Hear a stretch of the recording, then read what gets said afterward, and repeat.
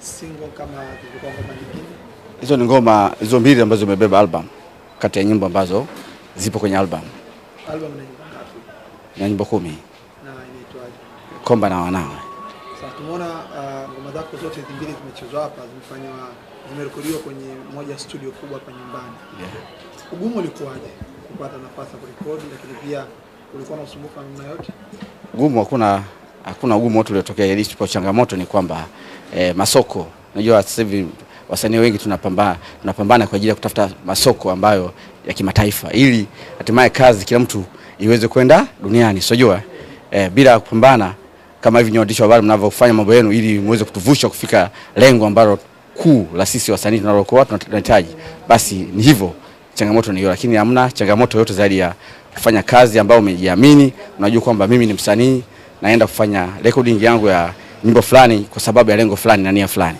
Kwa hiyo yes. Kwa sasa kumekuwa na competition kubwa sana huko, hususan wasanii wakubwa wakiachia mapiano. Nyimbo zako ambazo tumesikia hapa na maudhui kama bongo flavor fulani. Wewe umejipanga vipi kuendana na soko ambalo linataka sasa hivi? Unajua mimi katika maisha yangu napenda kufanya vitu ambavyo vinaendana na uhalisia wa maisha ya wa Tanzania na Kiafrika. Siwezi kuiga mifano ya mapiano ambayo inapigwa South Africa. Sisi tuna uhalisia wetu ambao tunaishi Kiafrika. Kwa hiyo inabidi tuwezi uhalisia wa maisha yetu ya Kiafrika, lakini tunachopotoka sio wasanii kuiga vitu ambavyo vina maadili tofauti na uhalisia wa maisha yetu ya Kiafrika na kiutanzania pia. Ndio maana tumekazania sana wasanii tujue kuongea lugha yetu ya Kiswahili. Lugha ya Kiswahili ni lugha ya kitaifa, lakini pia sasa hivi najadiliwa itumiki kama Afrika nzima tuongee Kiswahili. Yes. Kuna maneno baadhi ya mashabiki ambao waga wanaongea kupitia mitandao ya kijamii kwa wasanii ambao wanachipukia au wanakuja kwa kasi kwenye kiwanda cha muziki. Unaposikia maneno ya mashabiki wanakata kwa kuambia kwamba Komba hajui, hakuna kitu ambacho anafanya, kwako wewe kama msanii una react nini? Yaani kwangu mimi naona kama ananiongezea CV. Kwa sababu unajua unavyokuwa unapambana na mpigani kama Mandonga jana. Mandonga amekwenda kiwanjani kwa ajili ya kupigana. Lakini hatimaye mashabiki walikuwa wanatumaini kwamba Mandonga atashinda, matokeo yake raundi ya 3 Mandonga chali. Ni nini? Kwamba mashabiki sio wanapigana pale kiwanjani. Mpiganaji kiwanjani ni wewe na ule mpinzani wako. Kwa hiyo mimi siwezi kufanya kazi kwa sababu fulani anaongea kwamba siwezi.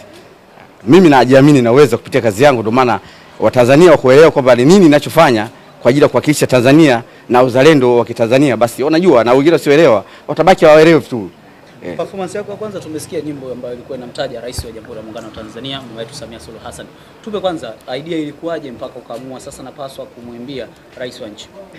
Unajua, rudia kidogo mwanzo habari sijakuelewa. Na idea ilikujaje, yani kwamba kwa namna ambavyo anayafanya Rais wa Jamhuri ya Muungano wa Tanzania na stahili kuweza kuimba kwa ajili yake? Okay. Kwanza ni kwa sababu Rais Samia Hassan, Dr. Mheshimiwa Rais wa Tanzania, Rais Samia Suluhu Hassan ni mtu amerudisha wawekezaji, amerudisha nchi kuwa kwenye mazingira salama zaidi, karudisha Watanzania sasa wanajivunia kwamba wanafanya kazi zao wakiwa wana amani, wanajua kwamba Tanzania ni wakwao, basi wanajivunia kupitia yale malengo ambayo Mama Samia anapiga. Pia kwamba Tanzania sasa tunaangalia target yetu mbali sana.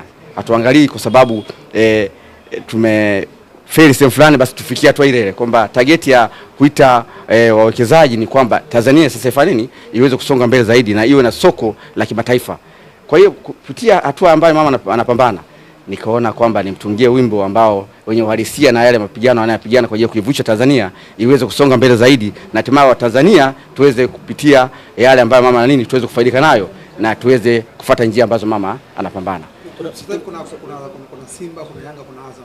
Wana wasanii wengi wakubwa hadi na wadogo wakiwa wanazimbia hizo timu. Kuna mpango wote kwamba kutoa ngoma ya Simba, Yanga au Azam? Mimi ni Mtanzania. Mimi ni Mtanzania. Kwamba mimi ni mwananchi. Ni mwananchi maana ni Mtanzania. Kwa hiyo sina Simba wala Yanga. Sio mwananchi wale. Yaani mwananchi Mtanzania. Sina Simba wala Yanga kwa sababu mimi nasema timu yangu ni timu ya taifa. Timu ya taifa ndio timu yangu ambayo nashabikia mimi. Nafahamu kwamba ni Mtanzania, ni mtaifa. Lazima nisimame kwenye uzalendo. Kama ninavyoimba nyimbo zangu za kizalendo, basi ni huko kwamba kuna songa mbele kwa ajili ya kusimama katika kuitangaza Tanzania ambayo iliyokuwa ya amani na yenye maisha yenye furaha kwa kila mwananchi, wenye hali ya chini mpaka wenye hali ya juu. Lakini mpira unafuatilia? Mpira siku moja. Mara moja. Yes. Timu gani ambayo pengine ikiwa inacheza unatamani sana kuitazama? Timu ya taifa. Timu ya taifa. Yes. Hivi vilabu market timu ya taifa na hivi vingine hivi vinavuka tu, kesho na kesho vipo, isipokuwa timu ya taifa haiwezi kufa. Lakini sidhani kama wewe ndugu yangu mwandishi wa habari hapa umezaliwa una mzazi wako babako na mama ukasema kwamba uweze kumthamini aliyokuwa mtu mfano leo umekutana kwenye daladala au kwenye usafiri wote hapo kwenye ndege umeonana, basi ukasema kwamba wewe ni ndugu yangu, ukasahau mzazi ambaye alikuzaa, ukasema huyu namsaliti vizuri, atabaki kwa babako na mamako tu. Mimi swali langu liko hapa. Watanzania wengi wamekuwa wakimfuatilia sana Diamond Platinum pamoja na kundi lake la WCB. Okay. Pengine labda umejipangaje kuhakikisha kwamba unawashawishi Watanzania wengine waweze kusikiza nyimbo zako ambazo umezitambulisha leo? Ndio maana nilisema kuanzia mwanzo kwamba nyinyi waandishi wa habari ndio mnayo tuvusha sisi tutoke hatua hii, hatua namba moja kwenda hatua namba 4. Kwa maana gani? Kwamba vizazi vya sasa hivi vingi vinapenda kusikiza nyimbo zile za kama nilisema piano, lakini hasa singeli hizo, si ndio? Lakini pia bongo flava, mradi tu beat limepiga pale hit ile beat, si ndio? Kinachoimbwa ndani ya ule wimbo sidhani kama kuna mtu anafuatilia kwamba ni wimbo wenye maadili au hauna maadili, si ndio? Lakini ukiimba nyimbo yenye maadili ni wachache wanasema kwamba huyu amefeli, huyu sio msanii. Kwanza sidhani kama atakupa, lakini mwisho wa siku wenye kujua maana ya ule wimbo ambao wimbo una maana gani ni wachache. Kwa hiyo vizazi vingi vimepotoka kwa sababu kuna nyimbo, sisemi Diamond, hapana, nasema wasanii wengi yani ambao wa bongo flava na wengine, si ndio? Wanapenda kuimba nyimbo fulani mradi ategemea beat, lakini kilichoimbwa ndani ya walisia ule kwenye makorasi mle ndani, sio? Sidhani kama kuna mafundisho ama maadili fulani ambayo kulingana na mimi kazi ninayofanya. Ukiangalia Mlisho Mpoto pale ndugu yangu anapambana kujia kurudisha muziki wa asili we uhit, si ndio? Sasa Komba naye amekuja juu sana. Unajua Komba sasa ukiita Komba lazima uite unaweka kwenye platform pop. Wa kwanza unajua kuna Komba na wanaye hapa mbele kuna watu fulani ndio wanatangaza Tanzania. Sasa watu wajue kwamba Tanzania kuna wasanii wanaohudumisha utamaduni wa Kitanzania na wa Kiafrika. Lakini bila kumtaja Komba sidhani kama unaweza kujua kitu kama hicho. Komba ndio kila kitu ambacho nadhani Watanzania wengi nadhani wanaona kila siku kwenye media, sio? Komba na wanaye kwenye radio, sio? Lakini bado natamani nifike hatua fulani, sitamani kufika hatua alifikia fulani. Yaani nilipita hatua fulani ambayo kwamba wenzangu wamefanya vile, kwa nini wameweza? Na kwa nini wamevuka ile hatua? Walifanyaje? Basi na mimi naweka plan B sasa. Hii plan B ije kwenye plan A ili nivushe kwenye mazingira na malengo yangu. Inawezekana kuna mtu ambaye anafahamu kwamba Komba na wanaye ni kitu gani. Yes. Neno lenyewe lilivyokaa Komba ni jina lako. Yes. Wanaye inawezekana hiyo wanaye ni wasanii ambao unawasimamia au wanaye ni dansa kama ambavyo tumeona. Nadhani nimeshuhudia kuna watu wangu wale pale ambao kisha Komba na siwezi kufanya kazi ambayo unajua si wasanii wengi. Labda nieleze kipengele hichi, labda nadhani simama kwenye. Unajua wasanii wengi wanapenda kusaliti madansa wao. Kwa sababu gani? Leo wanachukulia dansa kisha kwa wanafanya kazi moja anasema huyu dansa leo naona kama ameruzi, basi anasamini kuona fulani kwa nini amekuwa fulani amefanya kazi kwa siku ile nzuri, si ndio? Mimi kwa nini nimejiita Komba na wana si nimejiita, nimeamua kuweka kuna msanii mmoja ninaye hapa ambaye yeye ni mtaalamu sana wa miaka mingi sana ambaye naishi naye kwa kupitia kazi zangu za sanaa za kitamaduni za kizalendo. Sawa, naye ipo pembeni pale. Lakini nimeamua kuboresha sasa kutoka kwenye hatua ile kwenda kwenye hatua nyingine ambayo inifanye nitangaze kimataifa sasa. Kwa sababu nikicheza ngoma, mimi nacheza ngoma, sarakasi na vitu vingine vingi sana. Unaona? Lakini sasa kwa nini nimeona kwamba vile vitu wanavyofanya wanaangalia watu walioko pale. Lakini walioko nje pale hawezi kuona. Je, Marekani wataona au Afrika nzima wataona? Kwa hiyo nimefanya hatua kutoka hatua A kwenda hatua B ni kwa ajili ya Watanzania waone na wasio wa Tanzania waone, waweze kutambua kwamba muziki asili ambayo ndio ni muziki halisi ya nchi fulani na walisia huo. Ukitaja neno Komba, watu pengine watarejelea nyuma kina Kapteni John Komba. Pengine tujarie kidogo, kuna asili wowote au nasaba yoyote na Kapteni John? Unajua mimi katika shughuli za sanaa nimeanza kufanya kazi ya sanaa. Nimefanya mazoezi pale Mwananyamala kwa ule brother Komba na kila Jacoba pale.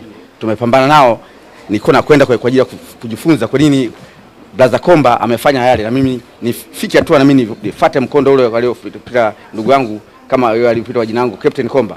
Basi mimi naitwa Komba Junior. Wewe ni Komba Junior. Kusikia Komba Junior, Komba na wanaye, lakini kwa kipengele ambacho kilichokuwa kimehiti sasa hivi ni Komba Junior.